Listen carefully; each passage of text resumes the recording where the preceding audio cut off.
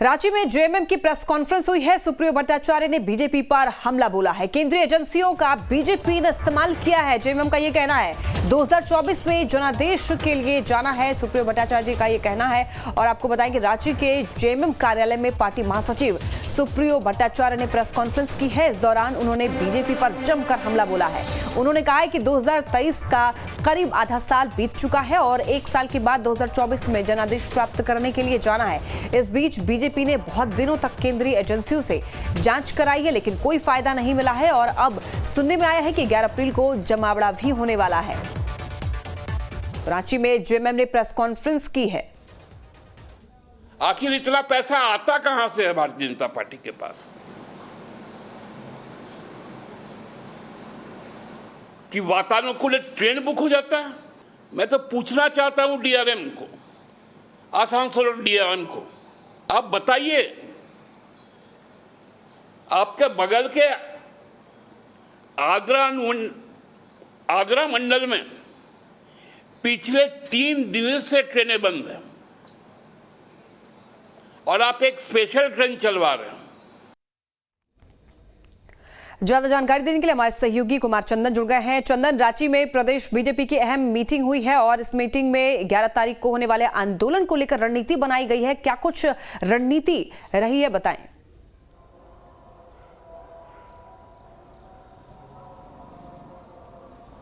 देखिए, बिल्कुल झारखंड की बात अगर करें तो झारखंड बीजेपी 11 तारीख को रांची में सचिवालय घेराव के कार्यक्रम का आयोजन की है और इस सचिवालय घेराव के जरिए बीजेपी राज्य सरकार को घेरने की तैयारी में है। और चाहे वो नियोजन नीति का मामला हो या अन्य जितने भी मामले हैं, उन सारे मामलों को लेकर बीजेपी राज्य सरकार को घेर रही है और इसी के लिए पार्टी के नेता रणनीति बनाने के लिए बीजेपी कार्यालय में जुटे, क्योंकि बीजेपी को लगता है कि इस घेराव के जरिए राजधानी रांची में न सिर्फ बीजेपी अपना शक्ति प्रदर्शन कर सकती है, बल्कि 2024 से पहले अपना वार्म अप भी कर सकती है, या फिर यूं कहें कि 2024 का आगाज भी इस प्रतिरोध मार्च से या फिर इस घेराव से कर सकती है। और इसीलिए पार्टी अपनी पूरी ताकत इस आयोजन को सफल बनाने में झोंक चुकी है, लगा चुकी है। झारखंड बीजेपी के प्रभारी लक्ष्मीकांत वाजपेयी आज रांची पहुंचे हैं और उन्होंने भी बैठक की। बैठक में राजधानी रांची में जो घेराव होना है, जिसमें पूरे राज्य से लगभग, जो बीजेपी का दावा है कि राज्य के सभी 32,000 गांव से लोग पहुंचेंगे, लगभग 29,000 से ज्यादा जो बूथ है, बूथ स्तर के कार्यकर्ता रांची पहुंचेंगे और राज्य सरकार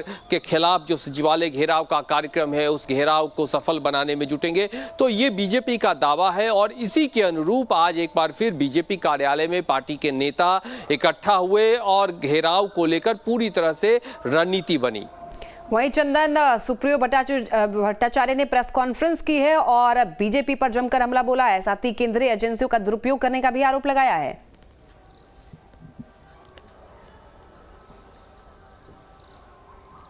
देखिए, बिल्कुल जेएमएम महासचिव ने इस घेराव के बहाने, प्रस्तावित बीजेपी के 11 तारीख के घेराव के बहाने बीजेपी पर निशाना साधा और उन्होंने चुटकी लेते हुए या फिर यूं कहें कि निशाना साधते हुए कहा कि अपने केंद्रीय एजेंसियों के जरिए जब बीजेपी सफल नहीं हो पाई तो अब उसे दूसरे रास्ते अख्तियार करने पड़े हैं। हालांकि इस घेराव पे बीजेपी के इस घेराव पे जेएमएम का साफ तौर पे कहना है कि जिस शक्ति प्रदर्शन का दावा बीजेपी कर रही है वो हवाई हो जाएगा। जिस आंकड़ों का दावा बीजेपी कर रही है कि इतनी संख्या में लोग जुटेंगे, और वो आंकड़े कहीं से भी नहीं दिखेंगे। इसके अलावे एक ट्रेन जो गोड्डा से रांची आने वाली है, उस ट्रेन में बीजेपी के कार्यकर्ता आएंगे, उसके लिए जो बुक कराया गया है उस पे भी उन्होंने सवाल उठाते हुए रेलवे के अधिकारियों से पूछा कि आखिर इस ट्रेन को कैसे मंजूरी मिली, किस तरह से मंजूरी मिली। और फिर उन्होंने एक चुटकी भरे अंदाज में कहा कि एक ट्रेन में अमूमन 18 डिब्बे अगर इसमें हैं तो उसमें